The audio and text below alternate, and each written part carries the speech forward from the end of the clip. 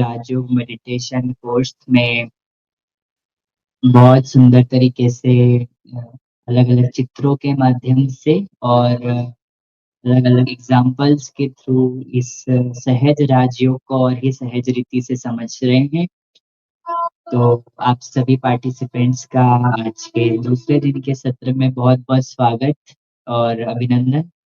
तो आज हम थोड़ा सा पहले रिकैप करेंगे। थोड़ा सा हम कल जो हमने सुना, विशेष जो ज्ञान हमने कल सीखा, उस ज्ञान को हम थोड़ा सा रिवाइज करेंगे और उसके बाद फिर हम एक किरण दीदी से सुनेंगे। तो इस सत्र में हमने बहुत ही विशेष रीति से ये जाना कि हम सभी यहाँ पर कैसे यहाँ पर मुसाफिर हैं और ये जो दुनिया है ये फिजिकल वर्ल्ड है। और इस फिजिकल दुनिया में क्या हो रहा है, ये दुनिया अप्रत्याशित है और यहाँ हर चीज परिवर्तन होती है और हर चीज एक अंत को आती है।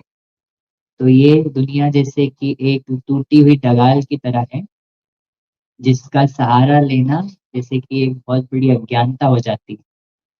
तो जब ये स्थूल दुनिया इस प्रकार से एक अपनी नेचर लेकर आती है कि वो कभी भी जा सकती है और अंत को आती है, तो ऐसी दुनिया से बंधन बनाना जैसे कि एक बहुत बड़ा अपराध और अज्ञानता होती है। फिर कल हमने देखा था एक बादल के बारे में, कितना सुंदर बादल हम देख रहे थे, लेकिन हम उस बादल को एंजॉय करते हैं, एक प्रेक्षक होकर, साक्षी होकर उस बादल को देखते हैं, लेकिन उससे बंधन नहीं बनाते हैं क्योंकि हमें मालूम है कि ये जाने वाला है और हमेशा ऐसा नहीं रहेगा और अंत को आता है। इसलिए हम उसको एंजॉय भी करते हैं लेकिन अंदर से फ्री होते हैं। वो चला भी जाता है लेकिन हमें दुख नहीं होता। तो ये इच्छाएं और अपेक्षाएं ही कारण होती है हमारा दुख का। और जिसको हमने देखा था कि कीर्ति कला, एक कीर्ति कला के बारे में बताया था कि किसी भी चीज को मेरा कहना ये एक बंधन क्रिएट करता है अंदर से। तो जब हम किसी भी चीज को मेरा कहते हैं, मेरा मान के चलते हैं, तो ये हमें दुख देता है।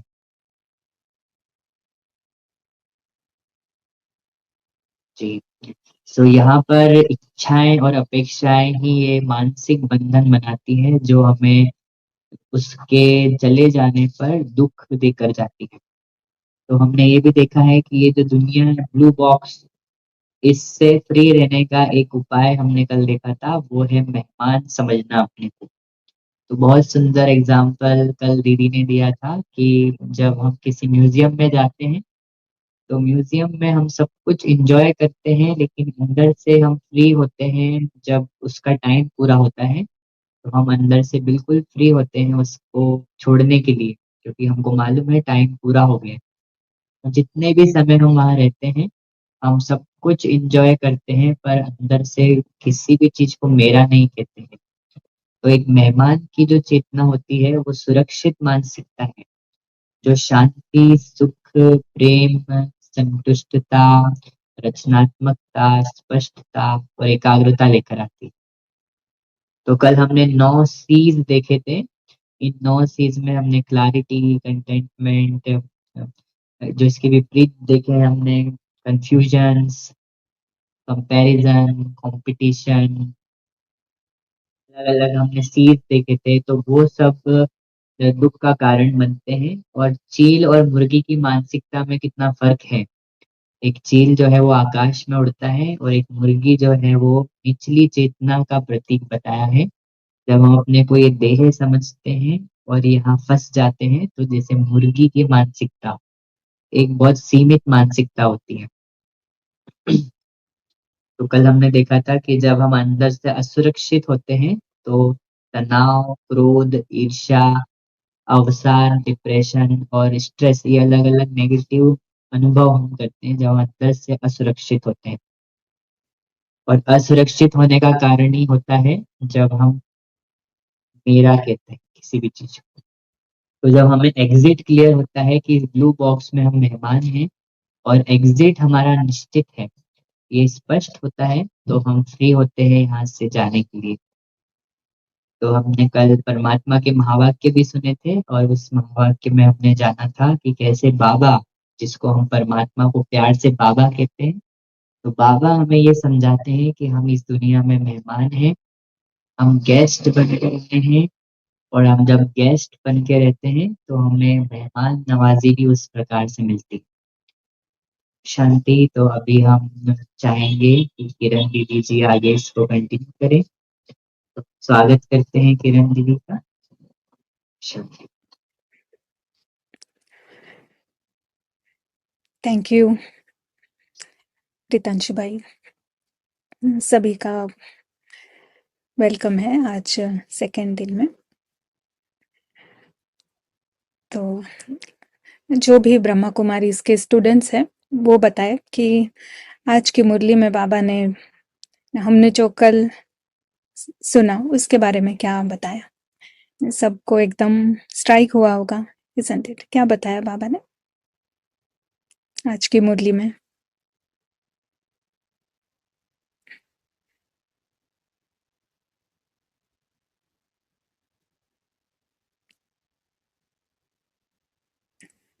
आंसर्स आ रहे हैं रितांशु भाई?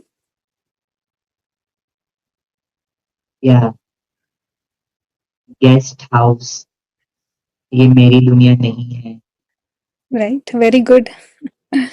अब जब हम इसे समझ लेते हैं ना, इस मेहमान होने का मतलब क्या है, मेहमान होना यानी मेहमान का दृष्टिकोण रखना, तो ये गेस्ट हाउस है, ये इसका कुछ अलग मीनिंग हम मुरली से समझते हैं। ये बहुत बड़ी क्लैरिटी है क्योंकि मुरली में सब है, पर जब हम उसे, हमारी बुद्धि उसे पकड़ती है, बुद्धि से हम उसे समझते हैं, गहराई से समझते हैं कि एक शब्द है मेहमान, बट उसके पीछे बाबा हमें कह रहा है कि उसका आपको अनुभव करना है। यहाँ यहाँ मंत्र की तरह उच्चारण नहीं करना है, कई बार लिखकर प्रैक्टिस करना, उसको रटना नहीं, ये हमारा अभ्यास नहीं है। आत्मा का पार्टी है, आत्मा का जो फंक्शन है वो है अनुभव करना। तो जो भी बाबा मुरली में कहता है, बाबा आत्मा से बात करता है और आत्मा को कह रहा है कि अब आप ऐसा अनुभव करो। तो बाबा ने कहा कि ये गेस्ट हाउस है और ये शरीर में भी आप गेस्ट हैं ना, इस तरह से आप समझो। जैसे ही किसी और को कुछ दे देते हैं हम, बाबा ने उदाहरण दिया कि अगर किसी को घर बेच दिया और आप वहीं घर में रह रहे हैं, तो वो मेरापन निकल जाता है, तो वो होता है ट्रस्टीशिप। वही है, सब कुछ वही है, केवल हमें अंदर से हमारा जो दृष्टिकोण है, हम जिस प्रकार से पहले उसे देख रहे थे, अब उसे चेंज करना है।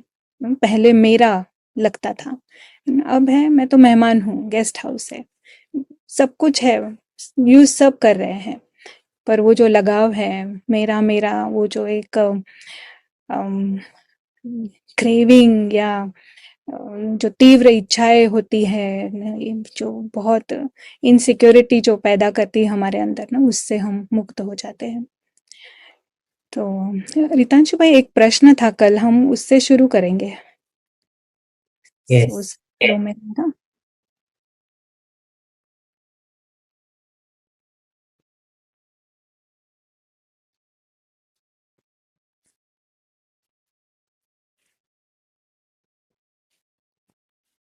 सो हमारा प्रश्न कल का था,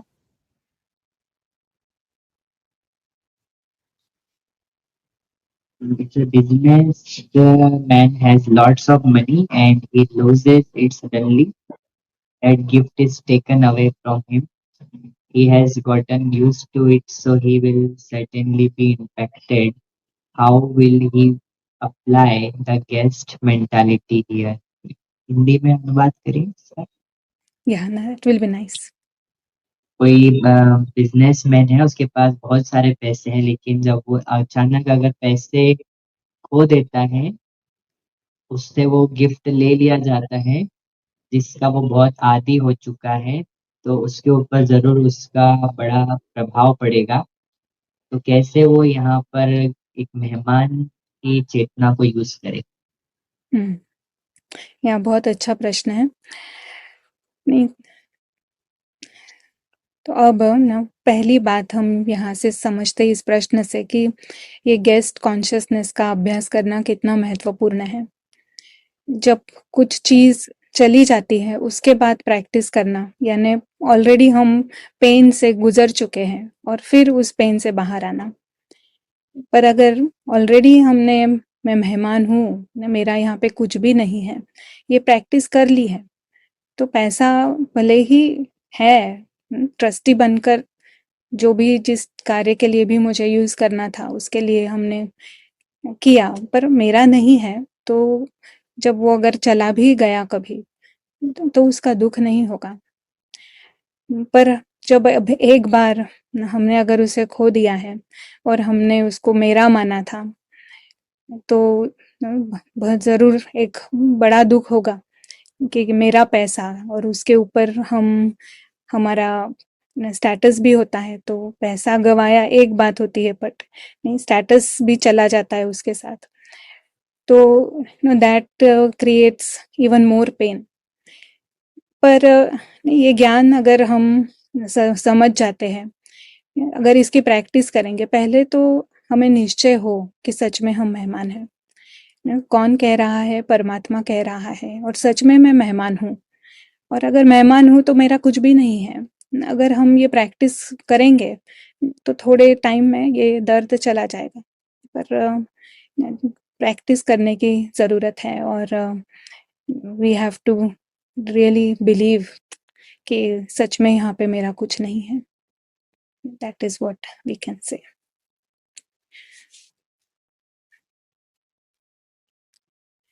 यस, रितांशु भाई, ये जो क्या कहते हैं, मेरे वीडियो को स्पॉटलाइट किया है ना, उससे आप निकाल सकते हैं? या या थैंक यू। ओके, सो अब आज की सेशन की ओर हम बढ़ेंगे। कई बार हमने सुना है कि ये जो दुनिया है, ये एक रंगमंच है और ये ज्ञान जो है, सत्य ज्ञान, जो हमने देखा कि आत्मा, परमात्मा और सृष्टि चक्र। तो ये सृष्टि चक्र को समझने के लिए ये ड्रामा है, ये समझना, या ये किस प्रकार से ये ड्रामा है, इसे समझना, ये एक बहुत बड़ा फाउंडेशन है। आत्मा, परमात्मा को समझने के लिए मुझे इस सृष्टि चक्र को समझना ज़रूरी है। तो ड्रामा एक ऐसा ज्ञान है कि जिसको अगर हम समझ जाते हैं, तो आत्मा, परमात्मा को भी अनुभव करना हमें आसान हो जाता है। आत्मा है, परमात्मा है, ये 2 पे हम बहुत स्ट्रेस करते हैं, पर जब तक हम इस ड्रामा को नहीं समझते हैं, तब तक आत्मा, परमात्मा को समझना भी 100% नहीं हो सकता है और अगर हम समझते नहीं हैं, तो उसका अनुभव भी नहीं कर सकते हैं। ये मैंने अपने अनुभव से सुना, समझा है। तो हम इस सभी ड्रामा, किस प्रकार ड्रामा है, इसे हम देखेंगे। मैं एक पावर पॉइंट शेयर कर रही हूँ। आपने स्कूल में कभी ड्रामा में पार्टिसिपेट किया है? मेजॉरिटी ने किया होगा और किया नहीं भी होगा तो ज़रूर देखा होगा। किया है पार्टिसिपेट? तो हम एक स्कूल का ड्रामा अभी देख रहे हैं। स्कूल के ड्रामा में क्या होगा, सबसे पहले अगर ड्रामा को हमें प्रोड्यूस करना है, तो सबसे पहले क्या करते हैं? क्या है requirement? Is not visible Vidhi full हाँ, स्क्रीन। अभी मैंने सस्पेंस रखा है। Good yes, good. यस, तो सबसे पहले अभी चाहिए क्या चाहिए सबसे पहले? आंसर सारे स्टेज, स्क्रिप्ट, ये एक्टर, वेरी गुड ना, पहले कर्टेन। कहानी। वेरी गुड, यस, कहानी चाहिए सबसे पहले। कहानी में फिर देखते हैं कि कौन से पार्ट्स चाहिए इस ड्रामा को एक्ट करने के लिए। और ये कहाँ का होगा ये ड्रामा, तो ड्रामा को प्रोड्यूस करने के लिए क्या क्या चीज़ें ज़रूरी होगी ना, ये सारा देखा जाता है। तो ये स्कूल में जो ड्रामा हमने सिलेक्ट किया है वो है एक जंगल का सीन। तो ये जो आप एम्प्टी देख रहे थे वो था स्टेज, और उसके ऊपर क्योंकि ये जंगल है तो जंगल के ऊपर, जंगल में हमें चाहिए पेड़, जंगल में चाहिए पत्थर भी। और इस नाटक में 3 कैरेक्टर्स हैं। एक कैरेक्टर है ऊँट, दूसरा कैरेक्टर है हाथी और तीसरा कैरेक्टर है ड्रैगन। तो ये जो कैमल जो है उसे बहुत गर्व है उसके शरीर के ऊपर। उसे बहुत एकदम ड्रेसअप होना उसे पसंद है। उसे लगता है मैं कितना टॉल, मेरी गर्दन कितनी लंबी, पर उसे उसका नाक इतना पसंद नहीं है। फिर ये जो हाथी है वो है हैप्पी गो लकी, बहुत खुश रहता है हमेशा, सभी के साथ हंसी मजाक करना, हेल्प करना, very kind, very nice character. और ये जो ड्रैगन है वो है विलन इस कहानी का। तो विलन का काम है इस हाथी को परेशान करना, उसको वो बहुत दुख देता है हाथी बहुत अच्छा, पर पता नहीं कहानी में ऐसा क्यों है, ये ड्रैगन उसे परेशान करता रहता है, उसे बिल्कुल उसको मारने पे तुला है। जो से लाइक्स टू ड्रेस अप, हाथी है ये और ये है ड्रैगन। तो अभी ये 3 कैरेक्टर्स है। अब क्या चाहिए इनको प्ले करने के लिए, कौन चाहिए हमें, किसकी ज़रूरत है?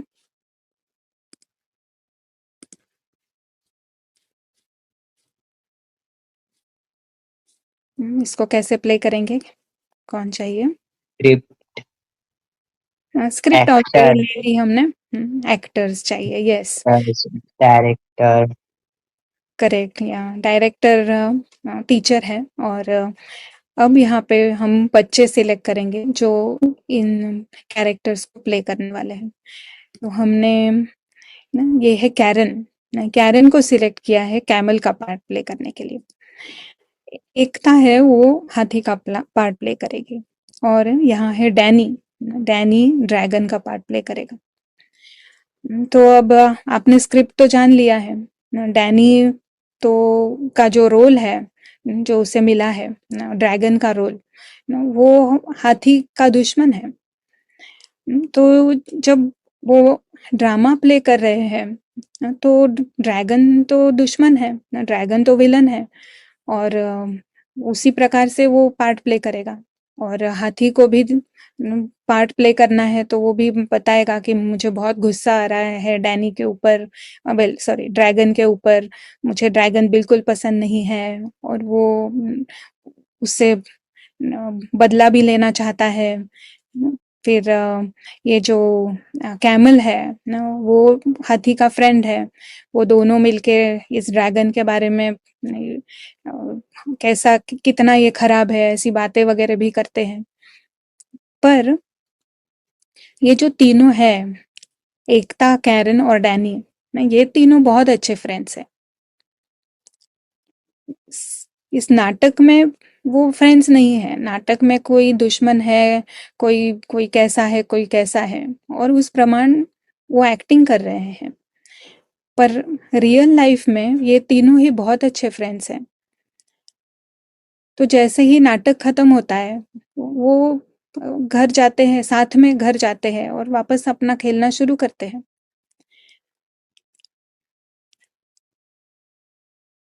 भले ही वो जब स्टेज पर थे, स्टेज पर वो एक दूसरे के दुश्मन भी थे, पर नाटक एक्टिंग चल रही है, कोई किसी को दुख दे रहा है, कोई किसी से परेशान है, पर वो जो एकता है वो डैनी से उसे कोई प्रॉब्लम नहीं है। इवन एक्टिंग जब चल रही है तब एकता, डैनी से दुश्मनी नहीं है एकता की। एकता केवल हाथी का पार्ट प्ले कर रही है और उसे दिखाना है कि ड्रैगन मेरा दुश्मन है। बट एकता जानती है कि इसके पीछे जो डैनी है वो तो मेरा दोस्त है। ये जो कैरन है वो देखती है नाटक को और वो भी देख रही है, वो कह रही है वाह कितना अच्छा परफॉर्मेंस चल रहा है, मेरे फ्रेंड्स कितना अच्छा पार्ट प्ले कर रहे हैं, एक दूसरे को की प्रशंसा भी कर रहे हैं अंदर ही अंदर ना। एक्टिंग चल रही है, एक्टिंग कुछ अलग है, पर पीछे वाले जो एक्टर्स हैं वो एक दूसरे के बारे में ऐसा नहीं समझते हैं कि जस्ट बिकॉज जो डैनी है वो विलन की तरह एक्ट कर रहा है तो डैनी ही खराब हो गया। वो एक सेकंड भी उनको ऐसा थॉट नहीं आता है। वो हमेशा ही फ्रेंड्स रहते हैं क्योंकि वो कभी भी भूलते नहीं है कि वो कौन है। अगर ये बच्चे घर चले जाते हैं और ड्रैगन जो डैनी जो ड्रैगन बना है ना, डैनी जाता है और वो कहता है मैं तो ड्रैगन हूँ और मैं तंग करूंगा सभी को। अगर ऐसा कोई करेगा, अगर एकता कहती है मैं तो हाथी ही हूँ, अगर इस प्रकार वो अपनी लाइफ, रियल लाइफ अपने रोल से अगर मिक्स कर देते हैं तो कितना प्रॉब्लम होगा। नहीं, कोई मिक्स नहीं करता है ना। जब स्टेज पे होते हैं उस टाइम भी उन्हें पता होता है कि मैं हाथी नहीं हूँ, मैं ड्रैगन नहीं हूँ, मैं एकता हूँ, मैं डैनी हूँ, मैं कैरन हूँ। ये भूलते नहीं है वो। अगर भूल गए तो बहुत बड़ी प्रॉब्लम हो सकती है। पर हमारे रंगमंच पर क्या हो रहा है, ये जो हमने कल बॉक्स में के रूप में देखा था, ये अब आज हम रंगमंच के रूप में देखते हैं। इस रंगमंच बेहद का बहुत बड़ा विशाल रंगमंच है और इस रंगमंच पर हम नाटक प्ले कर रहे हैं, ड्रामा चल रहा है। तो अब ड्रामा के लिए क्या चाहिए? ड्रामा में हमारे घर है, बगीचा है। पहले तो एक हमने लाइट भी देखी, स्टेज के ऊपर लाइट चाहिए होती है, सबसे इम्पोर्टेंट है, लाइट के बिना हम देख नहीं पाएंगे। फिर यहाँ पे एक लड़का है, young young boy, young boy, उसके पिता है, माँ है, उसका छोटा भाई है। और क्या चाहिए? और क्या चाहिए रंगमंच पे, हमारी लाइफ में और क्या चाहिए? पैसा है, गाड़ी है, और क्या चाहिए? एक पेट भी है, डॉगी भी है उनके पास। तो ये उनकी जीवन है। पर ये कहाँ है? ये रंगमंच पर ये एक नाटक चल रहा है ना, जिसे हम कहते हैं ड्रामा। और क्या चीज है ना जो होते हुए भी हमें दिखाई नहीं दे रही है? और क्या है जो इस रंगमंच पर है पर हमें दिखाई नहीं दे रहा है? क्या कहेंगे? ऐसा क्या है जो और कुछ है पर हमें नहीं दिखाई दे रहा है? फिर सारे हैं एक्टर, सोल, संबंधों का सुख, डायरेक्टर। राइट या जो ये इसके पीछे जो आत्मा है वो हमें नजर नहीं आ रही है। जैसे हाथी का पार्ट एकता प्ले कर रही थी, तो अगर वो हाथी का कॉस्ट्यूम पहन लेती है तो एकता नजर नहीं आएगी, पर सबको पता है उसके पीछे एकता है। पर यहाँ क्या हो गया है, ये हमने हमारे शरीर का कॉस्ट्यूम पहना है, पर वो पीछे की आत्मा जो है वो अदृश्य है, इनविजिबल है, तो सच में किसी को दिखाई नहीं दे रही है ना। ये सभी सभी के पीछे, सभी शरीरों के पीछे, सभी कैरेक्टर्स के पीछे आत्मा है, चैतन्य आत्मा।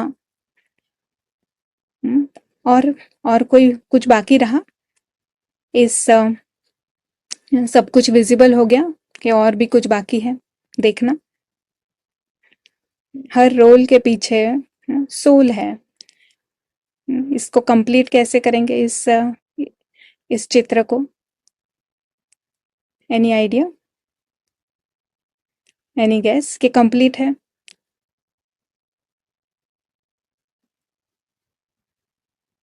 ऑर्गेनाइज्ड। हाँ।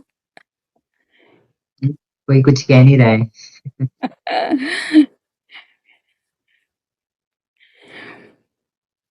सोचे सोचे। सोल वर्ल्ड, जैसा सोल हमारे वर्ड। राजा। राइट। हाँ, वो स्टेज के ऊपर नहीं है ना, स्टेज के ऊपर ना। अभी क्या कुछ कुछ बाकी है, कुछ रह गया है? It was a bonus question. Director, अच्छा। Very good. Dog, villain. Yes, dog has a soul. Very good ना जी। सोनल बहन ने आंसर दिया ना। Yes, bonus. क्या टोली भेजेंगे उनके घर पे? यस ना, ये डॉग के पीछे भी आत्मा है ना, क्योंकि ये भी रोल है ना। हम ये आत्माएं, सभी आत्माएं अपना अपना रोल प्ले कर रही है, पर दिखाई नहीं दे रही है क्योंकि सच में वो अदृश्य है। और इस आत्माओं के अदृश्य होने के कारण वो स्वयं भी भूल गई है कि मैं कौन हूँ। दिखाई देता है ये शरीर, ये रोल। और जब हम खुद को भूल जाते हैं, जब हम भूल जाते हैं कि मैं अदृश्य आत्मा हूँ, तो जो दिखाई देता है, जो शरीर दिखाई देता है, इस ड्रामा में जो पार्ट मिला है, हम कंफ्यूज हो गए हैं कि हम ही ना, मुझे लगता है कि मैं ही किरण हूँ। It is very much like Ekta को लगता है कि मैं हाथी हूँ ना। हमें कितना कॉमेडी लगता है अगर एकता कहेगी कि मैं हाथी हूँ, पर यहाँ ये अदृश्य सितारा, महान आत्मा, मेहमान जो है, वो कह रही है कि मैं तो ये साधारण किरण हूँ। कहाँ महान आत्मा और कहाँ ये साधारण किरण? कहाँ वो ऊंची चेतना वाला मेहमान और कहाँ ये चिकन कॉन्शियसनेस वाला खुद को किरण समझना? ये बहुत बड़ा कन्फ्यूजन है। और ये इस समय की, कलयुग की, ये सबसे बड़ी बीमारी है कि आत्माओं ने अपने आप को ये रोल समझकर बहुत बड़ा कन्फ्यूजन क्रिएट किया है। खुद को रोल समझना ओके, पर उसके साथ क्या हुआ है? क्योंकि रोल्स अनेक है। यहाँ पे ड्रैगन भी है, यहाँ पे हाथी भी है, यहाँ पे कॉमेडियन भी है, यानी विलन भी है, कोई बहुत अच्छा भी रोल है किसी का अहंकार का रोल भी है। तो खुद को रोल समझने के कारण हमने दूसरों को भी रोल समझ लिया। और अगर किसी को ड्रैगन टाइप रोल मिला है, तो हम उस आत्मा के लिए ही हम हमें उससे क्रोध हो रहा है ना, हम क्रोध अनुभव कर रहे हैं ना। किसके लिए कर रहे हैं वो तो अलग बात है, बट आत्मा स्वयं क्रोध अनुभव कर रही है। नहीं, इट इज लाइक वो जो एकता है, वो हाथी का पार्ट प्ले कर रही है, बट उसे क्रोध आ रहा है कि ये मेरे पीछे क्यों पड़े हैं। हाँ, ये कितना बड़ा, कितनी बड़ी गंभीर समस्या है नाटक। जस्ट किसी को कोई रोल मिला है और वो मेरे अनुकूल नहीं है, मुझे पसंद नहीं है, तो मुझे उससे क्रोध आता है। कोई रोल मुझे बहुत पसंद है, तो मुझे उससे अटैचमेंट हो गई है। मेरा मेरा कहकर हम पागल हो गए हैं उसके पीछे। कोई कुछ चीज है, ये सारा नाटक का के स्टेज के ऊपर की सामग्री है। ये पैसा, पैसे से मोह है, ग्रीड है, तो और चाहिए और चाहिए। नहीं, मेरा मेरा कहा हमने। तो जो मेहमान है, ये मेहमान बनकर यहाँ आया, पर उसको ये जो नाटक है, ये ड्रामा है, नहीं, ये एक उसको गिफ्ट के रूप में मिला है। क्योंकि उसका मनोरंजन हो। नहीं, आप अगर कहीं जाते हैं किसी भी सिटी में, तो वहाँ पे नहीं, कोई ना कोई, अगर वहाँ का जो, अगर वेरी फेमस अगर कोई शो वगैरह होगा, तो आप जाके वहाँ देखते हैं ना, शो देखेंगे, आप अपना मनोरंजन करेंगे, ना केवल सिर्फ घूमेंगे नहीं, नहीं उसके साथ मनोरंजन भी होता है। तो ये नाटक जो है ये एक मनोरंजन के लिए आत्माओं को मिला हुआ गिफ्ट है।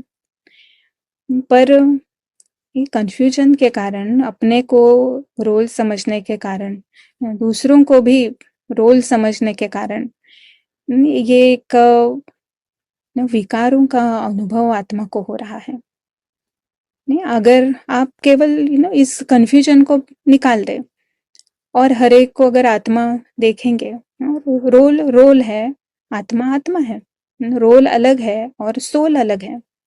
जस्ट बिकॉज एकता ने या डैनी ने ड्रैगन का रोल प्ले किया, इसका मतलब डैनी खराब नहीं हो जाता है ना, डैनी दुष्ट नहीं है, डैनी विलन नहीं है ना, Danny is a very good boy, बहुत अच्छा है वो।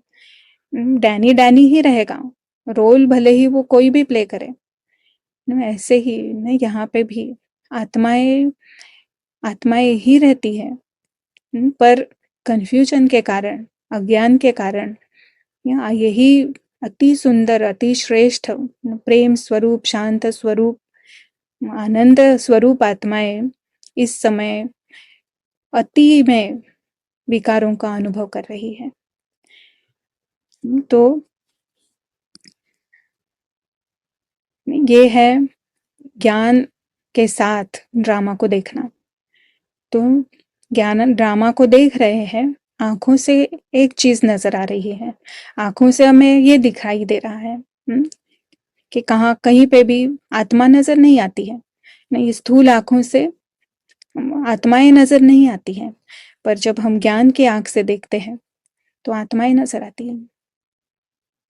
अगर स्थूल आंख से देखेंगे तो आत्माएं नहीं है, ज्ञान की आंख से देखेंगे तो आत्माएं हैं। तो ये है ज्ञान, ज्ञान से जब आत्मा जागृत हो जाती है, ये है आत्मा जब सोई है तब उससे लगता है मैं भी रोल हूँ, मैं भी शरीर हूँ, सभी रोल्स है, सभी शरीर है, यहाँ तो सब प्रॉब्लम ही है, सब ऐसे है, सब सीज का और सारे विकारों का हम अनुभव करते हैं। और एक सेकंड में अगर आत्मा होश में आ जाती है, समझती है अरे मैं तो यहाँ पे केवल मेहमान हूँ, यहाँ जो चल रहा है ये तो एक नाटक चल रहा है। एक सेकंड में हम उस कंफ्यूजन से बाहर आ सकते हैं। इतना पावर है इस ज्ञान में ना, एक सेकंड ही चाहिए। बेहोशी में खुद को रोल समझ रहे हैं, होश में आ गए तो पता चला कि मेहमान यहाँ से केवल गुजर रहा है, यहाँ पे उसका कुछ भी नहीं है। नहीं, ये जो कुछ भी नजर आ रहा है ये सारा नाटक है। यहाँ पे ये स्टेज है, स्टेज के ऊपर जैसे प्रॉप्स होते हैं, वो सारा ही यहाँ का प्रॉप है। ये शरीर भी उसके साथ है, जैसे आज के मुरली में हमने सुना, ये सारा ये एक गेस्ट हाउस है और गेस्ट हाउस में ये शरीर भी, शरीर के अंदर भी हम गेस्ट हैं। तो क्योंकि शरीर भी इस नाटक का पार्ट है, नहीं स्टेज का पार्ट है।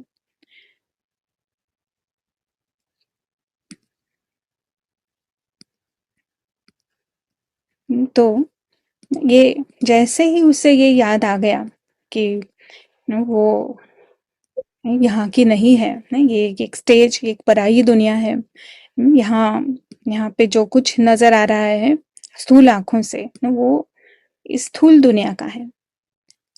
और जैसे ही उसे ये याद आता है तो और एक उसे याद आ जाती है कि ये जो आत्माएं हैं ये स्वयं मैं, सत्य मैं परम धाम का रहने वाला हूँ। क्योंकि आत्माएं जो होती है या जो एक्टर होता है, एक्टर कभी भी स्टेज उसका घर नहीं होता। एक्टर आता है एक्टिंग करने के लिए स्टेज के ऊपर, और जैसे ही नाटक खत्म हुआ एक्टर अपने अपने घर चले जाते हैं। तो ऐसे ही आत्माएं इस नाटक में, इस ड्रामा में एक्टर्स हैं, यानी एक्टर्स होने के कारण ये जो स्टेज है वो उनका घर नहीं है। वो नाटक प्ले करते हुए भी उन्हें उनका घर याद रह सकता है। नहीं, एकता, डैनी वो जब नाटक प्ले कर रहे हैं, ड्रामा में एक्ट कर रहे हैं, तो ऐसा हो सकता है क्या कि वो भूल गए अपना घर कहाँ है और उन्हें लगा कि स्टेज ही मेरा घर है, मैं तो जंगल की ही रहवासी हूँ, मैं तो यहीं रहूँगी। और उस हाथी को लगता है मेरा पिता भी हाथी ही होगा।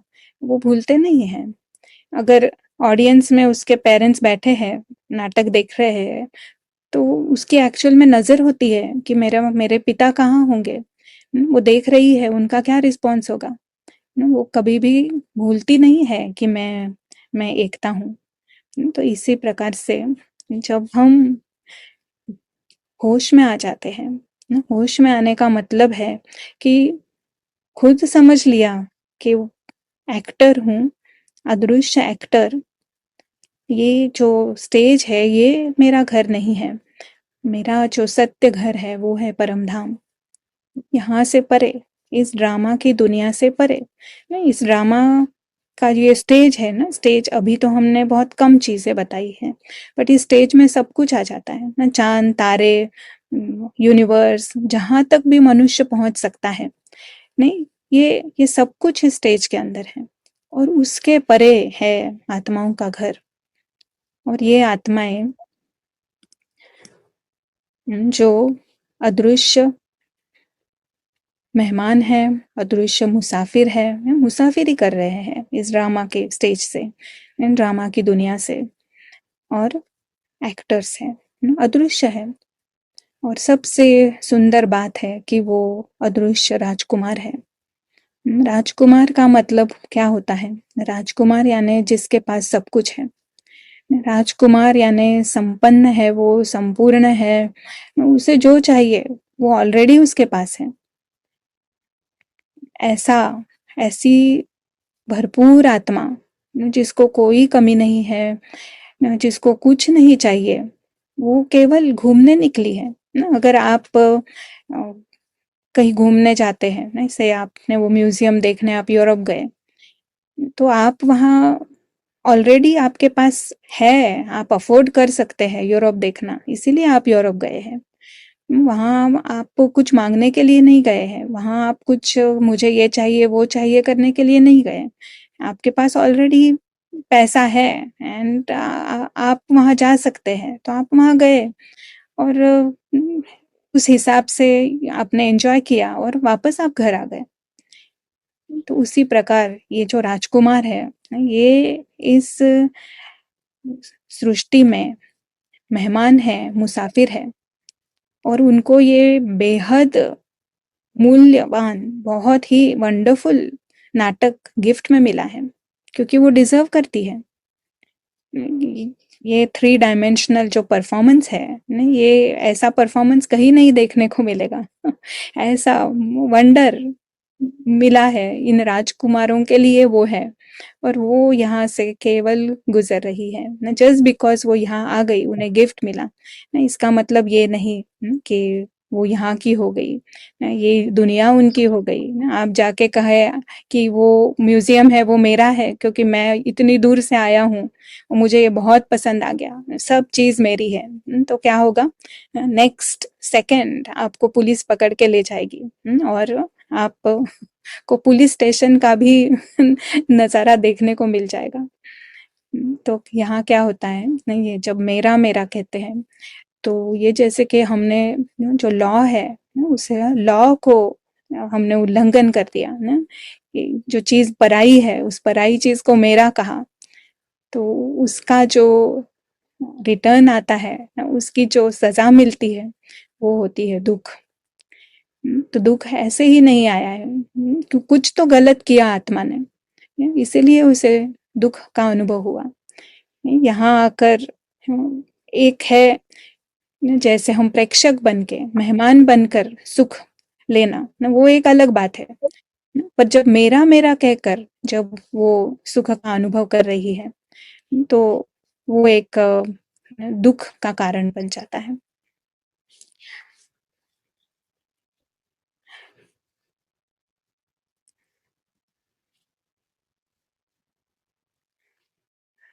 अब हम इसमें देखेंगे एक और चीज़ कि किस प्रकार आत्मा यहाँ से परम धाम से इस ड्रामा के स्टेज पर आती है। और ये एक ये लाइन भी एक अदृश्य लाइन है कि ये जो अदृश्य मुसाफिर है, अदृश्य मेहमान है, उनका ड्रामा में आना, इसमें कोई प्रॉब्लम नहीं है। ये गलत नहीं है कि वो ड्रामा में आए हैं।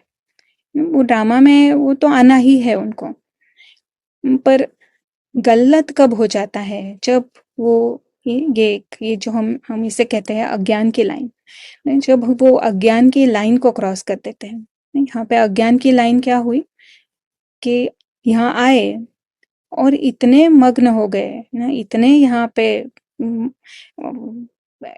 इनग्रॉस हो गए कि उनको लगने लगा कि ये ड्रामा की दुनिया यानी उनकी ही दुनिया है।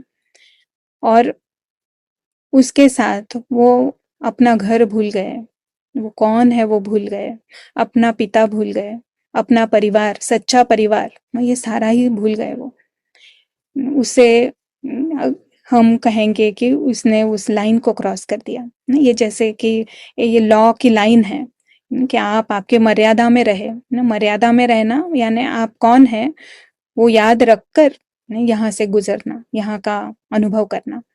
पर जब आप भूल जाते हैं, सत्य भूल जाते हैं और फिर यहाँ इस ड्रामा में आते हैं, तो फिर अज्ञान के कारण ये जो कुछ भी दुख दर्द विकारों का अनुभव जो आत्मा को हो रहा है, वो जो चिकन कॉन्शियसनेस में आ गई है, वो इस अज्ञान के लाइन को क्रॉस करने के कारण हुआ। तो ये हमारे लिए ये लाइन हम इसे कहते हैं कि ये है अज्ञान की रेखा। तो जो अदृश्य मेहमान है, अदृश्य मेहमान का कॉन्शियसनेस यानी वो लाइन के पीछे है, लाइन के पीछे यानी उसे पारस बुद्धि किसे उसे ये पूरा बिग मैप नजर आ रहा है। तो ये जो हमने अभी यहाँ पे आप देख रहे हैं, इसे हम कहेंगे बिग मैप। जो पत्थर बुद्धि होती है ना, पत्थर बुद्धि को केवल नाटक ही नजर आता है। पत्थर बुद्धि को केवल जो ये स्थूल है वही नजर आता है। उसको यहाँ पे जो आत्माएं हैं वो उसको याद नहीं है, वो खुद आत्मा है ये भी याद नहीं है, उसका घर है कहाँ है, सत्य घर, कुछ भी याद नहीं है उसे। उसकी बुद्धि पत्थर हो गई है, तो वो केवल नाटक को ही सत्य मानती है। पर उसके अपोजिट है पारस बुद्धि। पारस बुद्धि यानी ये बिग मैप, वो क्लियरली देख सकती है। बिग मैप में नाटक भी आ जाता है पर जागृत होकर नाटक देख रही है ना। पत्थर बुद्धि खुद को किरण समझ रही है। जब मैं अपने आप को किरण समझती हूँ तो पत्थर बुद्धि है, बाय डिफॉल्ट अब हम पत्थर बुद्धि में हैं। पर जब आत्मा होश में आ जाती है यानी उसकी पत्थर बुद्धि से अब वो पारस बुद्धि एक्टिवेट हो गई। और पारस बुद्धि एक्टिवेट होना इसका मतलब उसे बिग मैप एकदम क्लियरली महसूस होना, क्लियरली नजर आता है, मन की आंख से वो देख सकती है और उसको याद आ जाता है कि परमधाम से आई हुई अदृश्य मेहमान इस नाटक से ये पराई दुनिया से केवल गुजर रही है, यहाँ पर जो कुछ है कुछ भी मेरा नहीं है। तो पारस बुद्धि का काम है सत्य को देखना। जो कुछ देख रहे हैं दिख रहा है इन फिजिकल आंखों से, बस पारस बुद्धि वो देख सकती है जो फिजिकल लेवल पर दिखाई नहीं देता है, जो सूक्ष्म है, जो गुप्त है, जो सत्य है, उसे देखना और उसको अनुभव करना, ये है पारस बुद्धि का काम। और आत्मा का होश में आना यानी ही उस समय वो पारस बुद्धि का इस्तेमाल कर रही है। ये परमात्मा ने दिए हुए ये शब्द हैं। तो बहुत इम्पोर्टेंट है इसे समझना, क्योंकि इस समय जो हमारा लक्ष्य है, दुख मुक्त होना, चिंता मुक्त होना, बंधन मुक्त होना, ये सब करने के लिए हमें पारस बुद्धि को वापस शक्तिशाली बनाना है। क्योंकि जब हम आए थे इस नाटक में, तब हमें ये पता था ना, हमें मालूम था हम आत्माएं हैं, और ये केवल जो कुछ है ना, वो एक सेपरेट है ना, वो उसका हमें ज्ञान था। पर इस नाटक में बहुत लंबे समय से पार्ट प्ले करने के कारण एक पार्ट नहीं मिला है हमें ना, हमने कई पार्ट्स प्ले किए हैं। तो ये कई पार्ट्स प्ले करने के कारण हमारी वो जो पारस बुद्धि है ना, वो अभी इतनी वीक हो गई है कि ऑलमोस्ट जरा भी अभी उसको उसके अंदर ताकत नहीं है, और पत्थर बुद्धि एकदम स्ट्रांग। तो अगर उसको ना हम जगाते भी है, उसको कहते हैं आप आत्मा है तो वो हाँ हाँ कहती है, बट उसको उसकी खबर नहीं है, उसका अनुभव नहीं है कि मैं आत्मा हूँ, इसका क्या मतलब होता है। तो हमारा जो अभ्यास है ना, अगर हमें ऊंची चेतना का अनुभव करना है ना, गरुड़ बनना है, तो गरुड़ यानी जो पारस बुद्धि से अनुभव करता है ना, पारस बुद्धि को इस्तेमाल करता है। पारस बुद्धि यानी उसको स्मृति है ना, एक स्मृति, ये बहुत अच्छा शब्द है। स्मृति यानी हु एम आई, इसका आंसर जो है वो है स्मृति। जब मैं प्रश्न पूछूं अपने आप को हु एम आई, अगर किरण आंसर है तो वो पत्थर बुद्धि है, और पारस बुद्धि हु एम आई का आंसर देगी अदृश्य मुसाफिर, अदृश्य राजकुमार, जो इस पराई दुनिया से केवल गुजर रहा है। यहाँ पे कुछ भी मेरा नहीं है, जो कुछ नजर आ रहा है सब कुछ ड्रामा का पार्ट है, सब कुछ स्टेज के ऊपर के प्रॉप्स है, और जो सत्य है वो इस ड्रामा की दुनिया से परे है। परे का जो घर है, परम धाम जिसका नाम, वहाँ पे सभी आत्माएं जो जो जितने भी रोल्स है इस ड्रामा में, सारी की सारी आत्माएं उस परम धाम की रहवासी है, और सभी एक फैमिली के हैं, सभी भाई है एक दूसरे के। और परमात्मा हमारा पिता, वो भी परम धाम का रहवासी है।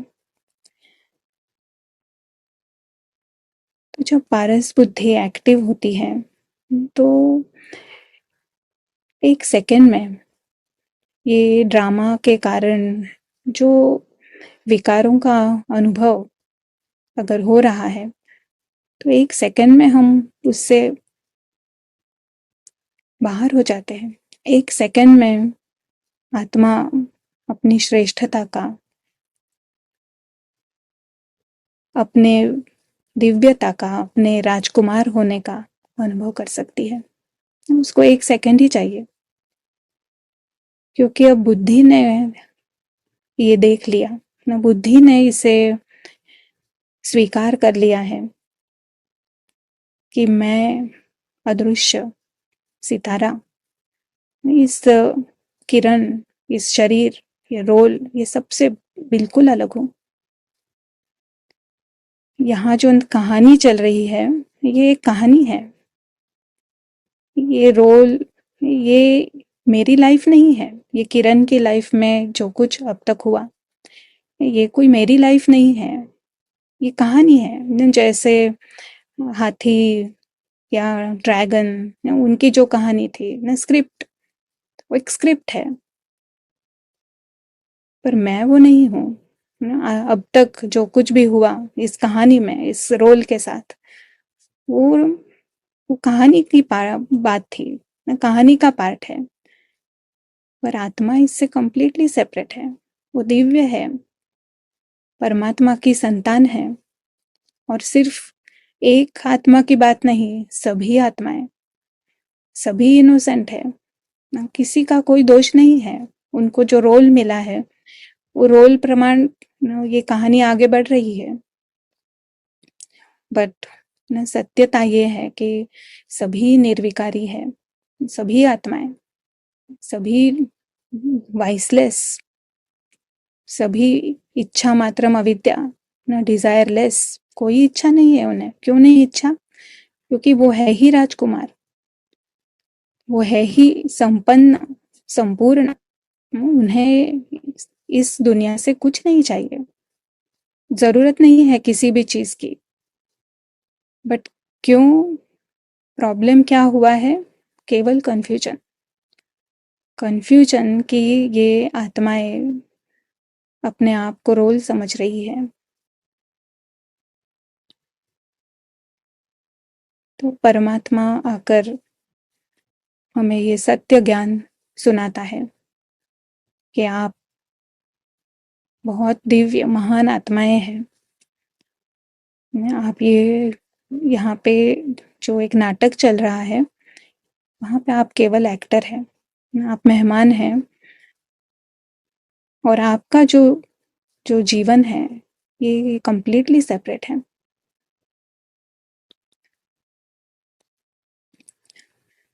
तो इतना सुंदर सत्य है हम आत्माओं का। और जब आत्मा होश में आ जाती है तो उसे ये भी पता चलता है कि ये जो नाटक है ये नाटक एक न्यूट्रल है। न्यूट्रल है नाटक जब आत्मा उसे देखती है। रोल के लिए उसमें अच्छा बुरा, कोई डर, कुछ ना कुछ भी हो सकता है। पर जब आत्मा उसे देखती है तो जैसे कि कोई फिल्म देख रही है। नहीं, अगर हम फिल्म देखते हैं तो छोटे बच्चे होते हैं, वो रोते हैं ना, उनको डर लगता है, वो क्वेश्चन करेंगे ऐसे क्यों हुआ, इसने ऐसे क्यों किया, ऐसे इसने नहीं करना चाहिए। ये सारा जिस प्रकार वो कहानी है उस प्रकार बच्चे का रिएक्शन होता है।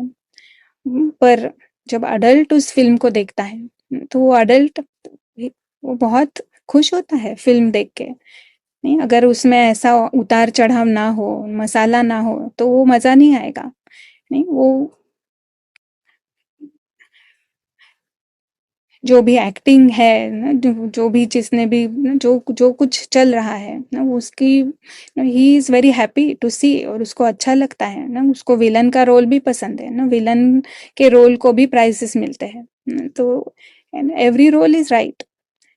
ये किसको लगेगा? जब आत्मा होश में है, आत्मा वो खुद रोल नहीं, एक अदृश्य राजकुमार बनकर जब इस फिल्म को देखती है तब ना उसे ये फिल्म वंडर लगती है। बाबा कहता है ना, वहाँ ड्रामा वहाँ, तो वहाँ ड्रामा वहाँ किसको लगेगा? जो अदृश्य राजकुमार होश में आ जाता है और उसे एकदम क्लियरली समझ में आता है कि यहाँ पे जो कुछ हो रहा है नहीं, ये सब नाटक है। नहीं, मैं कंप्लीटली सेपरेट हूँ, मैं बहुत लकी हूँ, बहुत भाग्यवान हूँ। परमात्मा का जो घर है वो मेरा घर है। मैं संपन्न हूँ, संपूर्ण हूँ, कुछ मुझे नहीं चाहिए यहाँ से, केवल मनोरंजन है। जब उसके वो यो इस प्रकार की जागृति उसे आती है ना, तब उसे ये ड्रामा भी वंडर लगता है। तो अदृश्य राजकुमार के लिए सारा ही सब कुछ शुभ है, सब पॉजिटिव है, कुछ भी प्रॉब्लम नहीं है। जैसे भगवान के लिए, भगवान को कहते हैं आनंद स्वरूप। तो अगर नाटक में ना इतना कलयुग अंत में ना क्या क्या सीन्स आ रहे हैं ना, अगर ना भगवान अगर इन सीन्स को देख के दुखी हो जाए, हलचल में आ जाए, उसे बहुत गुस्सा आ जाए, ये ऐसा क्यों कर रहा है, तो फिर वो आनंद का सागर नहीं कहा जाएगा। क्योंकि भगवान को आनंद का सागर कहा गया है, उसका मतलब है कि वो किसी अलग दृष्टि से इस नाटक को देखता है, उसकी बुद्धि में कुछ अलग ज्ञान है जिससे वो इस नाटक को देखता है, और वही ज्ञान परमात्मा उसके बच्चों को दे रहा है कि आप भी जिस प्रकार मैं नाटक को देख रहा हूँ, जिस प्रकार मुझे समझ में आता है, मुझे मालूम है सत्य, उसी प्रकार आप भी इस नाटक को देखो। ये नाटक नाटक है ना, ये स्क्रिप्ट अनुसार चल रहा है, आप इससे कंप्लीटली सेपरेट है। ये ज्ञान परमात्मा हमें दे रहा है इस समय।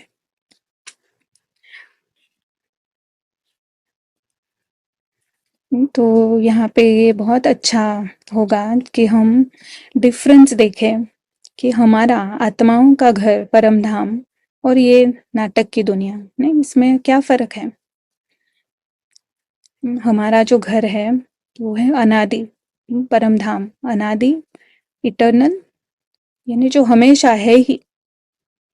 और ये जो ड्रामा की दुनिया है ना, ये जो स्टेज है, ये है अल्पकालिक, टेम्पररी, क्योंकि हर चीज यहाँ की टेम्पररी है, हर चीज का अंत होता है, हर चीज, और कभी भी कुछ भी हो सकता है। तो इसके कंप्लीटली अपोजिट है हमारा घर, अनादि, अविनाशी। अविनाशी जिसका विनाश नहीं होता है, जिसका जो कभी खत्म नहीं होता है, अंत नहीं होता है। और यह है सूक्ष्म, सूक्ष्म यानी जो महसूस किया जा सकता है। जो जड़ है, ड्रामा की दुनिया है जड़, जड़ यानी जो फिजिकल लेवल पर जो हम देख सकते हैं, जिसे हम टच कर सकते हैं, खा सकते हैं, पी सकते हैं ना, ये परफॉर्मेंस है पर बड़ा अमेजिंग परफॉर्मेंस है।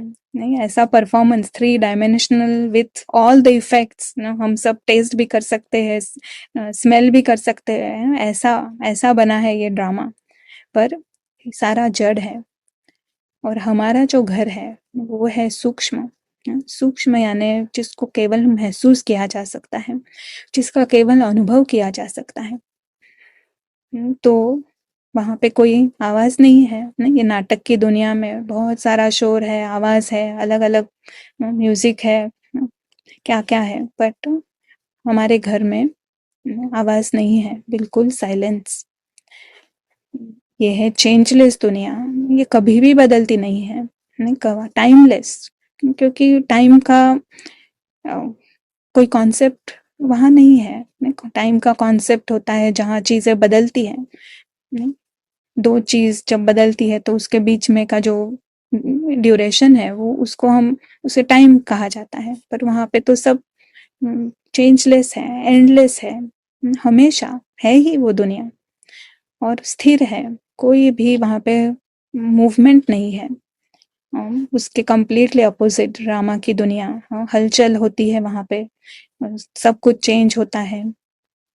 अच्छा, यहाँ पे मेरी गलती हो गई है, ये हद लिखना था ना, बेहद नहीं है, ये ड्रामा की दुनिया है, ये हद की दुनिया है, यहाँ पे लिमिटेशंस है। तो फिर अनुभव में भी जमीन आसमान का फर्क है। ये जो परम धाम का जो अनुभव है वो है शांति, अतीन्द्रिय सुख, संपन्नता, संपूर्णता, भरपूरता और सुरक्षा। जो जब आत्मा को समझ में आ जाता है ना, एक है ज्ञान, ज्ञान है कि हम अविनाशी हैं, पर मरने से डर तो लगेगा ना जब तक उसका अनुभव नहीं हो गया है। क्योंकि अगर शरीर समझते हैं ना, तो शरीर का तो अंत होना है, खत्म होना है, ये तो पता है हमें, पर शरीर समझने से असुरक्षितता होती है ना, मृत्यु का भय होता है। बट परम धाम में आत्मा ये अनुभव कर सकती है कि वो अविनाशी है, अमर है, अनादि है उसका अस्तित्व, तो बिल्कुल सुरक्षित महसूसता होती है। ये है ऊंची चेतना, ये है हायर कॉन्शियसनेस। ये जो गरुड़, ईगल जो अनुभव करता है, ये तो स्थूल लेवल पे ईगल की बात ली है, बट उससे पदमा पदम गुना हायर अनुभव आत्मा करेगी ना जब वो हायर कॉन्शियसनेस में है। और उसके अपोजिट ना ये ड्रामा में, क्योंकि कहानी है ना, कहानी में अभी कुछ भी हो सकता है, तो फिर डर भी है, चिंता भी है, फिर असुरक्षा भी है, क्योंकि ये प्रॉप्स है। हमको मालूम नहीं है कहानी कि एवरी डिटेल हमको नहीं पता है। नहीं, थोड़ा बाबा ने हमें बताया है, आदि में कैसा था, मध्य में क्या है, अंत में क्या होने वाला है, बट डिटेल्स हमको पता नहीं है। तो एवरी सेकंड हम पत्थर बुद्धि में होते हैं, तो कोई ना कोई असुरक्षितता अनुभव करते हैं, तो डर होता है, अशांति का अनुभव होता है, क्योंकि बाय नेचर ये ड्रामा ही इस प्रकार है।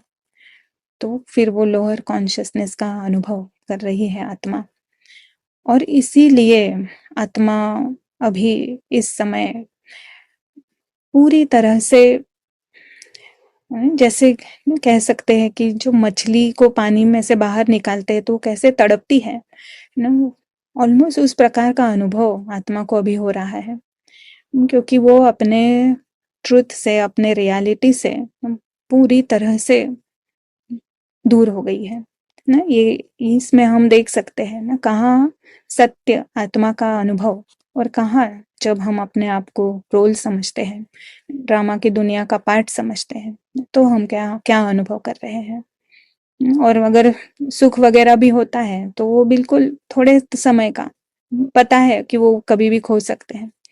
वेकेशन पे जाते हैं पर हाँ, जब तक घर वापस आते हैं तब तक ऑलरेडी वो वेकेशन का मजा चला गया है, ऑलरेडी थके हुए होते हैं। तो फिर डिसाइड करेंगे अब अगला क्या, कौन सा वेकेशन हो।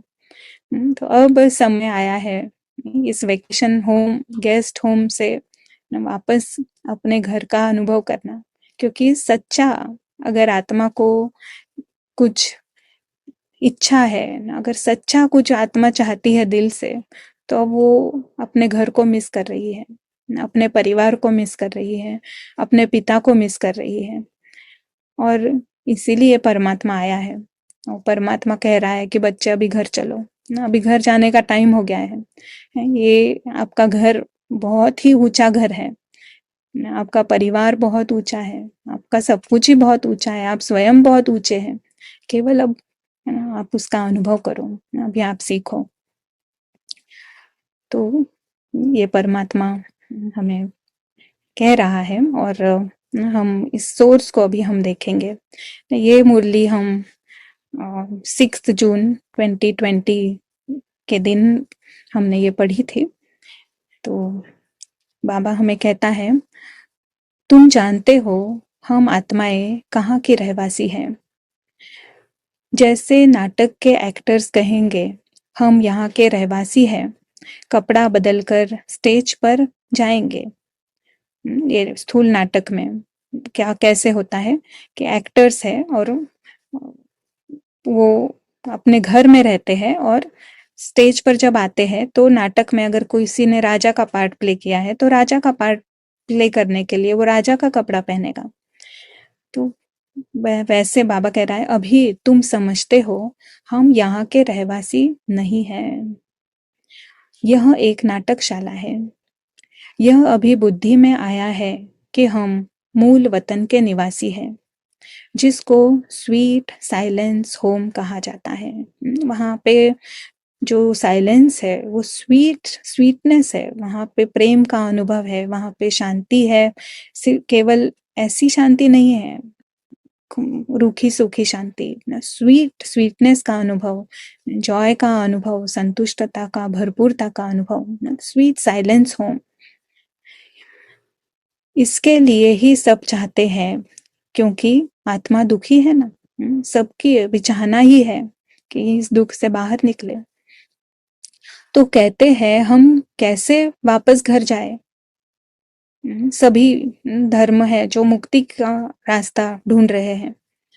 तो बाबा कहता है, घर का पता ना होने के कारण भटकते हैं। अभी तुम भटकने से छूटे, बच्चों को मालूम पड़ गया है। अभी तुमको सचमुच घर जाना है। अहम आत्मा कितनी छोटी बिंदी है। यह भी वंडर है जिसको कुदरत कहा जाता है। इतनी छोटी बिंदी में इतना पाठ भरा हुआ है। तो इसका मतलब परमात्मा हमें कह रहा है कि ये जो इस आत्मा का जो ये किरण का पार्ट मिला है ना, ये ऑलरेडी आत्मा के अंदर नूंद है, यानी आत्मा के अंदर ये डेटा भरा हुआ है कि इस आत्मा को किरण का पार्ट प्ले करना है इस समय। तो ये सब कुछ ऑलरेडी फिक्स्ड है, तो इसमें किसी की कोई बढ़ाई नहीं है, कोई कम नहीं है, कोई ज्यादा नहीं है, ये पार्ट है। इससे इसके इससे आत्मा क्या है वो डिफाइन नहीं होता है, ये केवल पार्ट है। तुम मीठे मीठे बच्चों को यह अभी समझ में आया है कि हम आत्माएं शांति धाम से आती हैं। आत्माएं कोई नई थोड़े ही निकलती हैं जो शरीर में प्रवेश करती हैं, नहीं, आत्माएं सभी स्वीट होम में रहती हैं। यानी सभी आत्माएं एक घर से आती हैं, एक घर में ही रहती हैं, कोई भी नया न्यू एंट्री आने की जरूरत ही नहीं है, क्योंकि वो घर ही संपूर्ण है, संपन्न है, बदलता नहीं है ना, चेंजलेस दुनिया है। तो न्यू कुछ नहीं है, जो है वो परफेक्ट है, उसको बदलने की जरूरत ही नहीं है। तो बाबा कह रहा है कि आत्माएं सभी स्वीट होम में रहती है, वहां से आती है पार्ट बजाने, सभी को पार्ट बजाना है, यह खेल है। यह सूर्य, चांद, स्टार्स आदि क्या है? यह सब बत्तियां हैं, बत्तियां लाइट्स है, जिसमें रात और दिन का खेल चलता है। कितना वंडरफुल यहाँ परफॉर्मेंस है। यहाँ पे रात भी है और दिन भी है ना, एक एक मोनोटोनस नहीं है। कई वेदर चेंजेस भी है, डिफरेंट डिफरेंट ऋतु भी है। कई कहते हैं सूर्य देवताय नमः, चंद्रमा देवताय नमः, डॉट डॉट डॉट, परंतु वास्तव में यह कोई देवताएं नहीं है।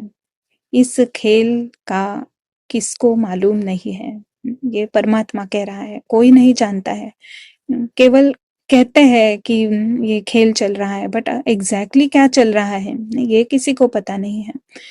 पारस बुद्धि किसी के पास नहीं है, संपूर्ण सत्य किसी के पास नहीं है। सूर्य चांद को भी देवता कह देते हैं, वास्तव में यह इस सारे विश्व नाटक के लिए बत्तियां हैं। हम रहवासी है स्वीट साइलेंस होम के, यहाँ हम पार्ट बजा रहे हैं।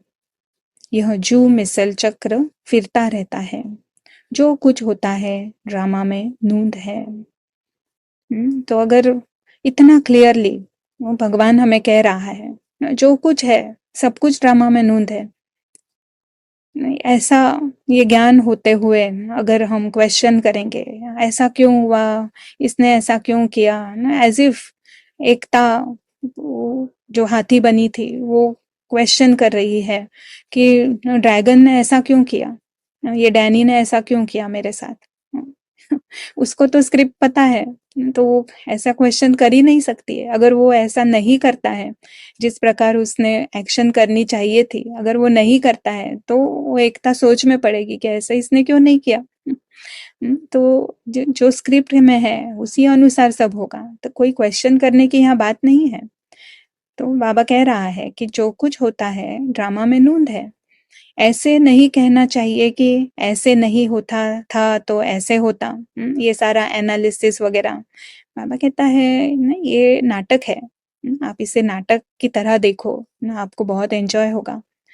यह तो ड्रामा है ना, ये तो नाटक है ना, जो छोटे बच्चे को समझाते हैं ना। आप फिल्म देखने गए हैं, आपका छोटा बच्चा आपके साथ है और अगर वो रो रहा है तो आप क्या कहेंगे उससे, आप कहेंगे अरे ये सच नहीं है, ये रोने की बात नहीं है, ये तो फिल्म में चल रहा है, वो सच्ची जो एक्ट्रेस है उसको कुछ नहीं हुआ है, कहानी है, नहीं ऐसा हम कहेंगे ना। तो इसी तरह से ना ये परमात्मा पिता हम बच्चों को कह रहा है ये ड्रामा है। आप अपनी लाइफ को, अपनी सत्यता को इस ड्रामा के अंदर मिक्स नहीं करो, आप कंप्लीटली सेपरेट है। तो हम यहाँ पे स्टॉप करेंगे प्रेजेंटेशन। आपको कोई प्रश्न है? आपको कैसे लगा? जिन्होंने पहली बार सुना या पहले सुना भी है पर अगर इतना गहराई से नहीं समझा है तो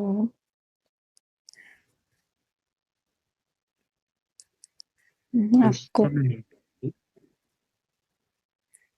क्वेश्चन है if the part is fixed then how does the karma philosophy apply here?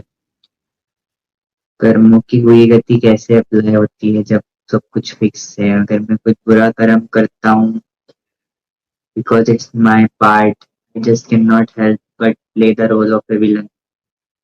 Even if या I want, I cannot be a good person. Right, ये ना कर्मा फिलॉसफी भी एक बहुत गुह्य है ना। ये बाबा ने आकर हमको जो कर्मा फिलॉसफी सुनाई है, ये आज तक हमने जो कर्मा फिलॉसफी सुनी है उससे अलग है। तो हम इसे मे बी फोर्थ डे हम इस क्वेश्चन का आंसर ले सकते हैं, क्योंकि जब तक और भी क्लैरिटी नहीं आती है ना तब तक इसका आंसर हम नहीं दे सकते हैं। तो आप फोर्थ डे हम इसे लेंगे विधांशु भाई। Yeah, this is the one question. एक और क्वेश्चन ये था कि जैसे वो डैनी और वो ऊँट और हाथी का पार्ट बजा रहे हैं तो उसमें तो वो स्कूल का नाटक है सिर्फ, तो उसमें तो कोई किसी को हानि नहीं पहुंचा सकता, कोई दर्द की बात ही नहीं है रियल में। बट यहाँ तो दर्द भी है और सब कुछ सच सच में होता है। इसको थोड़ा एक्सप्लेन कीजिए। या सच में होता है नहीं पूरा। अभी जो हमने सुना ना वो हम यही सुन रहे थे कि ये भी जैसे स्कूल के नाटक की तरह एक नाटक है। स्कूल के नाटक में पता होता है, क्योंकि हम देख पाते हैं कि पीछे जो एकता है, डैनी है ना, वो हम अलग है उस कैरेक्टर से, ये हम देख पाते हैं। पर इस नाटक में क्योंकि आत्मा अदृश्य है ना, तो और आत्मा भूल गई है कि वो मेहमान है ना, वो यहाँ पे केवल एक्ट एक्ट कर रही है। और ये जो नाटक के रंगमंच पर जो शरीर है ना, उसे लगता है ये मैं हूँ। तो अगर वो खुद को शरीर समझती है तो ज़रूर उसे फिर दुःख होगा ही ना, उसे दर्द होगा, क्योंकि अभी उसने वो दर्द लेने की उसको प्रैक्टिस हो गई है। जैसे ही हम अपने आप को मैं शरीर नहीं हूँ, रोल नहीं हूँ, इसकी प्रैक्टिस में आते हैं, गहरी प्रैक्टिस करते हैं, जितना ज़्यादा प्रैक्टिस करेंगे, जितना इस शरीर को, इस रोल को आत्मा से अलग देखेंगे, तो पता चलेगा। पारस बुद्धि के पास वो ताकत है सेपरेशन देखने की, कि नाटक अलग है, रोल्स अलग है और आत्मा अलग है। यही परमात्मा आकर हमें सिखा रहा है। तो जब हम प्रैक्टिस करेंगे ना तब इसका अनुभव हमें होगा। तो ये जो सच है, जो लग रहा है सच ना, वो सच नहीं है ना, सच कुछ अलग है ना, सच गुप्त है। नहीं, ये आप रिकॉर्डिंग वापस सुन सकते हैं ना, क्योंकि एक बार में इतना सब समझना थोड़ा डिफिकल्ट भी हो सकता है। यह क्वेश्चन है हाउ टू प्रैक्टिस दिस। या वो प्रैक्टिस में अभी हम आएंगे। और कोई प्रश्न है? कमेंट्स हैं कि इस लाभदायक जानकारी से हमारा मन का डर खत्म हो जाता दैट्स ट्रू। या तो आज जो हमने देखा, अभी प्रैक्टिस में आएंगे हम। आज हमने जो देखा पारस बुद्धि, ये एक बहुत इम्पोर्टेंट बात हमने आज जानी है कि पारस बुद्धि यानी जिसके पास सत्य ज्ञान है। तो ये जो हमारा जो योग है, ये है बुद्धि योग। अब तक जिस प्रकार से हम इस दुनिया को देखते थे, हम अपने आप को देखते थे, वो एक अलग ज्ञान के कारण उस प्रकार हम देखते हैं, अभी भी देखते हैं। पर अब परमात्मा आकर हमें एक नया ज्ञान दे रहा है। ये एक सत्य ज्ञान परमात्मा हमें देता है। जब सत्य ज्ञान बुद्धि में धारण होता है, तब हमारी बुद्धि पारस होती है ना। पारस बुद्धि यानी दिव्य बुद्धि, यानी परमात्मा समान बुद्धि, परमात्मा की बुद्धि। यानी परमात्मा जो जानता है वो अभी इस आत्मा को समझ में आ गया है। तो जब हम कहते हैं पारस बुद्धि से हम देखते हैं, यानी सत्य ज्ञान की दृष्टि से हम देखते हैं, तो पारस बुद्धि से सबसे पहले क्या नजर आएगा? सबसे पहले जो आत्मा जो बेहोश हो गई है, बेहोश यानी खुद को रोल समझना, खुद को शरीर समझना। जो बेहोश हो गई है आत्मा, वो होश में आ जाती है। होश में आ गई तो वो अपने आप को एक अदृश्य सितारा, अदृश्य उपस्थिति जो इन आंखों से नहीं देख सकती है, वो महसूस करती है उसके अदृश्य उपस्थिति का। और अब अदृश्य आत्मा, अदृश्य मुसाफिर, अदृश्य राजकुमार इस नाटक को देख रहा है। आप फर्क समझते हैं? एक है खुद रोल होकर देखना, मैं किरण, ये मेरा बेटा, ये मेरा बॉस, ये। पर जब आत्मा होश में आ गई, पारस बुद्धि से जब वो देख रही है, तब उसे सभी आत्माएं नजर आती हैं। रोल है ये पता है, पर सत्य है कि सभी आत्माएं हैं। और वो परमधाम से यहाँ से केवल गुजर रही है, परमधाम से आई है। और इस नाटक में उसे एक रोल मिला है, कोई एक रोल है, किरण का रोल है, पर वो किरण नहीं है। परमधाम से आई है, मेहमान है, मेहमान को गिफ्ट मिला है नाटक, ये शरीर मिला, शरीर को नाम मिला, पर वो ये नहीं है। वो यहाँ से केवल गुजर रही है।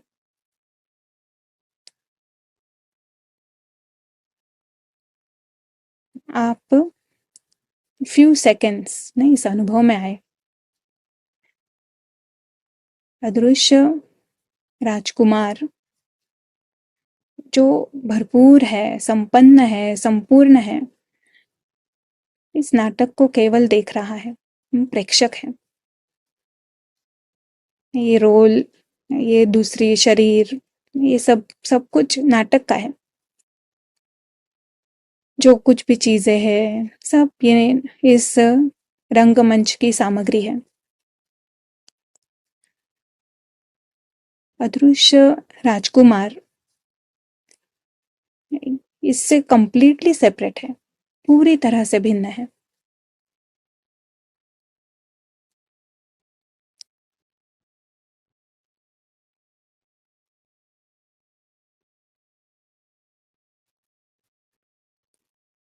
उसे यहाँ से कुछ नहीं चाहिए, ये केवल मनोरंजन। कोई भी चीज, कोई भी वस्तु, व्यक्ति, कुछ भी उसका नहीं है। एक कहानी है, कुछ भी सीरियस बात नहीं है यहाँ पे। एक कार्टून शो की तरह इसे देखें, बहुत मजा आएगा। कार्टून, किरण भी कार्टून, दूसरी जो रोल्स है सारे कार्टून्स। एक कार्टून आता है, मिकी माउस आता है, कैट आती है, जाती है, एक दूसरे के पीछे भाग रहे हैं, सारा एंटरटेनमेंट, कार्टून शो।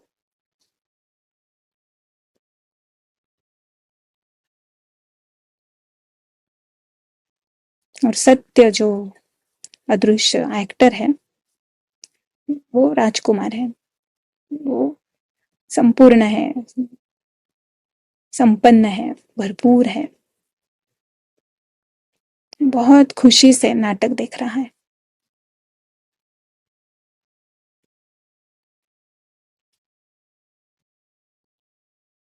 कंप्लीटली न्यारा होकर नाटक देख रहा है ना, जैसे प्रेक्षक होता है ना, प्रेक्षक किस प्रकार फिल्म देखता है ना, उस प्रकार से प्रेक्षक इस फिल्म को देख रहा है।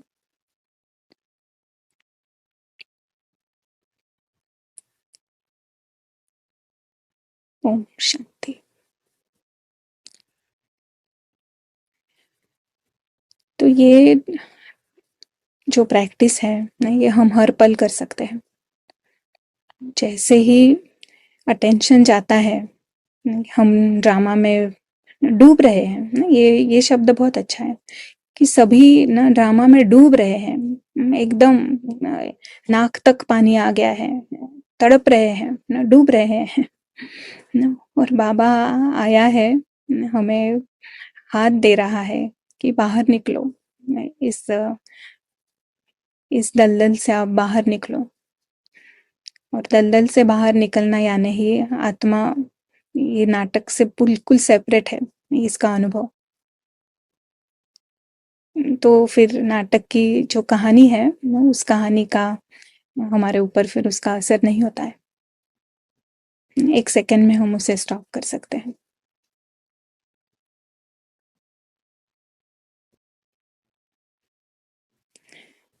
या रितांशु भाई, आप भी कुछ शेयर करेंगे? शांति। सो ने आज जो इतने अच्छे से समझा कि नाटक की दुनिया है, जैसे कार्टून शो चल रहा है यहाँ पर। तो कई प्रश्न हम देख भी रहे थे, चैट में आ रहे थे इससे रिलेटेड, वो यही कि अगर ये सब चीजें हम ड्रामा में देखते हैं तो ड्रामा में तो कुछ भी रियल नहीं होता है, लेकिन ये तो रियल लाइफ है, हमारी लाइफ है। यहाँ तो हमें हर्ट भी होता है, हमें पेन भी होता है, कोई हमें दुख दे रहा है, तो ये तो सब सीरियस चीजें हैं। बट ये वही बात हो जाती है जब हम पत्थर बुद्धि से समझते हैं इस नॉलेज को भी, इन बातों को भी, तो भी हमें ये बहुत अच्छे से समझ नहीं आता। यानी हमको लगता है कि अभी भी ये तो नाटक नहीं है, ये तो बहुत रियल चीजें हो रही हैं, सब मतलब मेरे साथ ही हो रहा है काइंड ऑफ। बट धीरे धीरे जैसे हमें ये ज्ञान जितना हम रिवाइज करते हैं, समझने का प्रयास करते हैं, तो हमारी बुद्धि का ताला जैसे खुलता है, हमारा पारस बुद्धि स्ट्रांग होता जाता है। और सच में हमको ये ड्रामा जो यहाँ चल रहा है वो वैसा ही लगता है जैसे हम कोई टीवी में देखते हैं या कोई स्टेज पर नाटक देखते हैं, वैसा ही इंटरटेनमेंट की तरह देखते हैं। बस इसका अभ्यास, प्रैक्टिस और सबसे जरूरी ज्ञान को बार बार रिवाइज करना, रियलाइज करना और अनुभव में लाना सबसे जरूरी। Very right. या बार बार इसको रिवाइज करना, बार बार इसको बाबा जो कहता है ना, अटेंशन, बार बार अटेंशन दो कि मैं कौन, नहीं, ये प्रश्न बार बार पूछो अपने आप को, मैं कौन इस समय इस पल, मैं कौन। और बाय डिफॉल्ट हम पत्थर बुद्धि ही यूज करते हैं ना, पत्थर बुद्धि यानी खुद को शरीर समझना, रोल समझना। और 1 सेकंड में यहाँ से हाई जंप ले सकते हैं, रोल नहीं ना, सोल कंप्लीटली सेपरेट। और ऐसा वैसा नहीं, राजकुमार सोल जिसके पास सब कुछ है, वो यहाँ पर सिर्फ देने के लिए आया है। ये भी एक वृत्ति बहुत हेल्प करती है, क्योंकि नाटक में तो है हम, फिर क्या करें, किस लिए है फिर हम नाटक में। अब हमारी पारस बुद्धि जब खुल गई है, तो अभी हम किस लिए हैं यहाँ पे। तो अब हम यहाँ है देने के लिए, दूसरों को मदद का हाथ देने के लिए। जब हम दूसरों को भी देखते हैं कि ये भी अदृश्य राजकुमार है, हर रोल के पीछे अदृश्य राजकुमार है, जब हम उसे एक्नॉलेज करते हैं, रोल के पीछे की एक्टर भले ही वो सो गया है, उसको नहीं मालूम है वो कौन है, क्योंकि उसे कोई देख नहीं रहा है कि वो एक्टर है ना, वो हर एक देख रहा है ये तो किरण है, किरण है, किरण है, नहीं सब उसे किरण देख रहे हैं, तो वो भी मान लेती है कि वो किरण है। पर अब ये किरण नहीं है, ये आत्मा राजकुमार जाग गई, तो अब उसका काम है न सभी को भी न सत्य की दृष्टि से देखना, न आत्मिक दृष्टि से देखना। सब सब रोल्स के पीछे अति सुंदर, बहुत भाग्यवान राजकुमार अदृश्य आत्मा है, और वो मेरा अति प्रिय भाई है। हर एक, कोई भी विलन नहीं है यहाँ पे, कोई भी डैनी है, जो भी सारे ही डैनी सब अच्छे हैं ना, कोई भी ड्रैगन नहीं है, रोल है ड्रैगन का।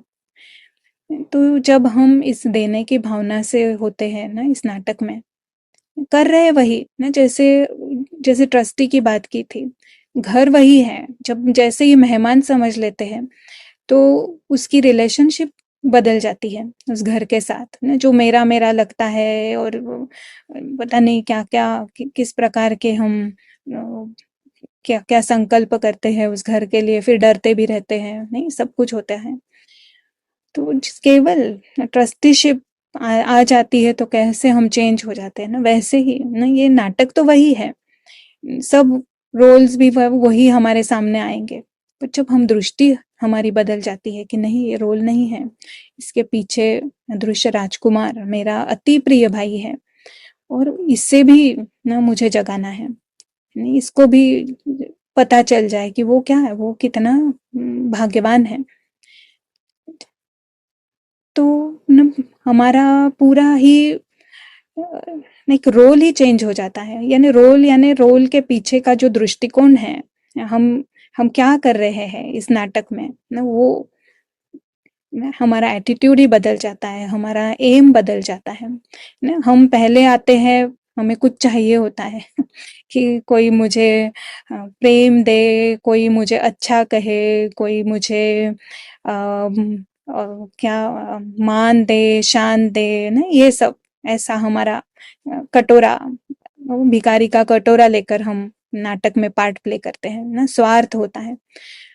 अब जब पारस बुद्धि खुल जाती है तो हमारा पार्ट वही है, पर उसके पीछे का हमारा जो लक्ष्य है, नहीं हम हमारा क्या एटीट्यूड है ना, वो एटीट्यूड ही बदल जाता है।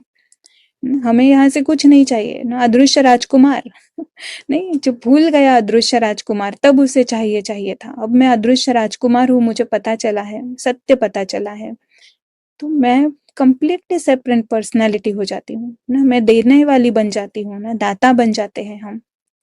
केवल इतना ही फर्क, पत्थर बुद्धि या पारस बुद्धि। पत्थर बुद्धि यानी मांग रहे हैं, चाहिए चाहिए, दुख दर्द चिंता, दे भी रहे हैं दुख। पारस बुद्धि खुद सुखी है, खुद संपन्न है, और अंदर से भावना है, शुभ भावना, शुभ कामना कि सभी जाग जाए, नहीं सभी सभी बेस्ट है, और सभी का बेस्ट वो खुद अनुभव कर ले, ये ऐसा हमारा पर्सपेक्टिव हो जाता है। तो कितना कितना सुंदर है सब, पूरा ज्ञान कितना सुंदर है, ऐसे अंदर से we feel so lucky, so happy to to even know this, और हम खुद होश में रहे और फिर न सभी को होश में लाए। या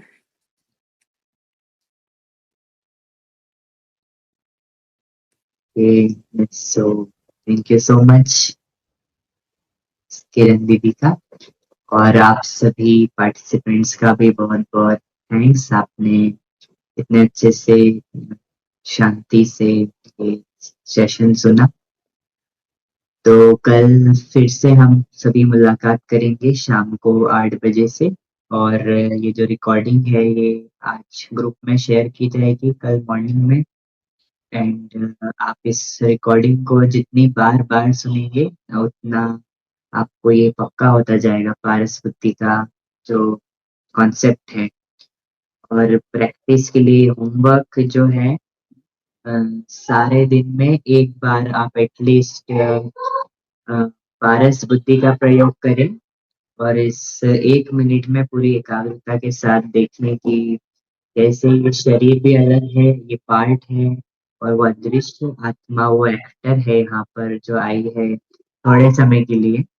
और ये है कि जैसे उसके लिए एक स्टेज, शरीर पे जैसे एक पार्ट बजाने के लिए एक कॉस्ट्यूम मिला और उसका घर है, वो घर से आई है, उसका परिवार है। ये 1 मिनट पूरी एकाग्रता के साथ हम बार बार दिन में 5 बार, 6 बार, 10 बार, जब भी हमको टाइम मिले हम उसको प्रैक्टिस करेंगे कल शाम तक के लिए। तो ये हमारा होमवर्क रहेगा। शांति एंड फिर हम सभी मिलेंगे कल। शुभ रात्रि। शांति।